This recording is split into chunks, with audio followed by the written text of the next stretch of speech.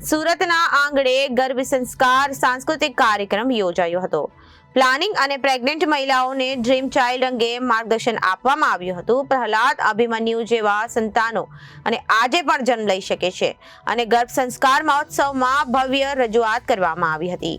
ગર્ભ સંસ્કાર મહોત્સવમાં ગર્ભવતી માતાઓને સીતામાં, જીજામાં, શકુંતલામાં બનવાની અદ્ભુત પ્રેરણા મળી હતી। આજકાલ લગ્ન બાદ મહિલાઓમાં ગર્ભધારણને લઈને અનેક વિટંબણાઓ ચાલતી હોય છે, ત્યારે આ તમામ અવઢવને દૂર કરતો અનોખો ડ્રીમ ચાઇલ્ડ ગર્ભ સંસ્કાર સાંસ્કૃતિક કાર્યક્રમ 22 ડિસેમ્બરના રોજ યોજાયો હતો।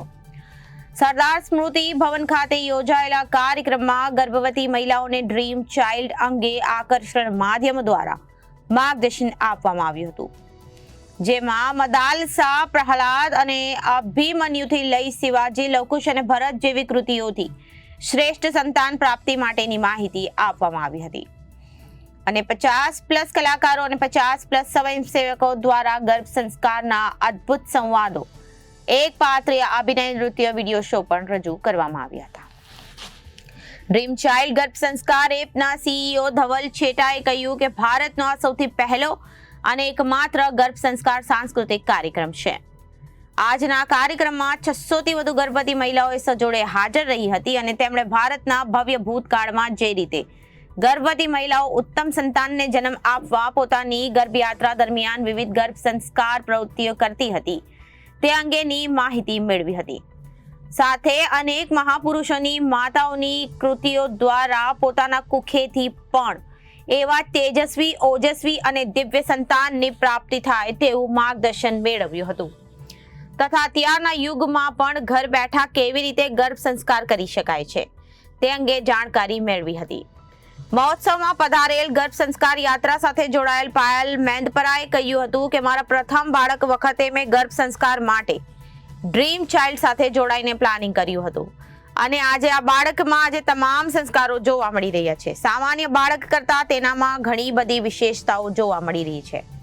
ત્યારે પ્રથમ બાળકને 3 વર્ષ બાદ અમે બીજા બાળક માટે પ્લાનિંગ કરી રહ્યા છીએ, ત્યારે ફરીથી આ અલૌકિક માર્ગદર્શન સાથે અમે અમારા આવનાર બાળક માટે પણ ગર્ભ અતિથિ વિશેષ તરીકે પૂર્વ મંત્રી નાનુભાઈ વાનાણી, જયંતિભાઈ નારોલા, SRK ગ્રુપ પ્રખ્યાત વક્તા શૈલેષભાઈ સકપરિયા, ડોક્ટર પ્રફુલભાઈ સિરોયા, સૌજીભાઈ ભાવનગરિયા વગેરે ખાસ ઉપસ્થિત રહી કાર્યક્રમની શોભામાં અભિવૃદ્ધિ કરી હતી।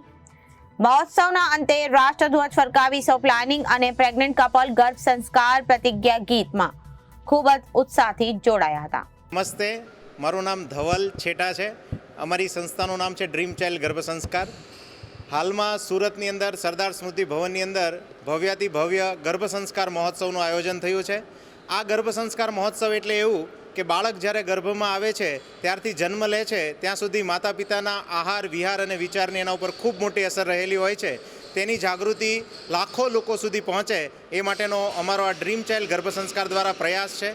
વધારેમાં વધારે લોકો આ જ્ઞાનને જાણી અને આવનારી ભારતની જે પેઢી છે એને ઉત્તમ બનાવી શકે એવો અમારો આ પ્રયત્ન છે। આજના કાર્યક્રમની વાત કરીએ તો આજના કાર્યક્રમની અંદર વિશેષ અલગ અલગ સાંસ્કૃતિક રજૂઆતો છે, જેની અંદર ડ્રામા છે, ડાન્સ છે, એક પાત્રીય અભિનયો છે, જેના દ્વારા આપણા જે પૌરાણિક પાત્રો છે, આપણા જે વૈદિક પ્રસંગો છે એની આજે અમે વાત આ જે કપલ અહીંયા પધાર્યા છે એને કરવા જઈ રહ્યા છીએ। અત્યારે સુરતના 600 કરતાં વધારે કપલ એ અહીંયા ઉપસ્થિત છે અને આ ગર્ભ સંસ્કાર મહોત્સવનો લાભ લઈ રહ્યા છે। આ ગર્ભ સંસ્કાર મહોત્સવના જે ડ્રામા કીધા, જેમાં પ્રહલાદજીનો સંવાદ આખો એ સ્ટેજ પર ભજવાયો, સાથે સાથે અભિમન્યુનો પણ સંવાદ ભજવાયો, તેના દ્વારા ગર્ભથી જ આપણા બાળકની અંદર કેવી રીતે આપણે સારામાં સારું સિંચન કરી શકીએ છીએ જેની વાતો એ આ દ્વારા થઈ છે। આ સાથે સાથે 3 એકપાત્રીય અભિનય છે। આજે માતા પ્રેગ્નન્સીની અંદર સ્ટ્રેસ અને ટેન્શન અનુભવતી હોય છે, પરંતુ તેનાથી દૂર રહી અને કેવી રીતે દુઃખોની વચ્ચે પણ સારામાં સારા બાળકને જન્મ આપી શકાય એના મેસેજ આપવા માટે અહીંયા 3 એકપાત્રીય અભિનયો ભજવાયા હતા, જેની અંદર ભારતના માતા શકુંતલા માતાનું અહીંયા આખ્યાન ભજવાયું છે। સાથે સાથે સીતા માતા અને જીજામાનું પણ અહીંયા સંવાદ ભજવાયો, જેના દ્વારા માતાને અમે સંદેશ આપવા માંગતા હતા કે આવનારું બાળક છે એ દ્રઢ બને તેના માટે આપની આજુબાજુ જેટલી પણ અડચણો આવે છે, જેટલા પણ પ્રશ્નો આવે છે તેને અવગણીને જો આપ સ્થિર રહેશો તો એની અંદર એક ભારતને પણ જન્મ આપી શકો છો। એક લવકુશને પણ આપ જન્મ આપી શકો છો અને એક શિવાજીને પણ આપ જન્મ આપી શકો છો. એવી ખુમારી અને નિષ્ઠા એ આપ આપની ગર્ભાવસ્થાની અંદર લાવી શકો છો. તેની ખૂબ સુંદર વાતો એ આજના આ કાર્યક્રમની અંદર થઈ છે. યસ, ડ્રીમ ચાઇલ્ડ સંસ્થા છે એનો ઉદ્દેશ એ છે કે લાખો લોકો સુધી પહોંચવું છે. એ માટે ડ્રીમ ચાઇલ્ડ સંસ્થાએ ગર્ભ સંસ્કારની મોબાઈલ એપ્લિકેશન બનાવી છે જેનું નામ છે ડ્રીમ ચાઇલ્ડ એપ.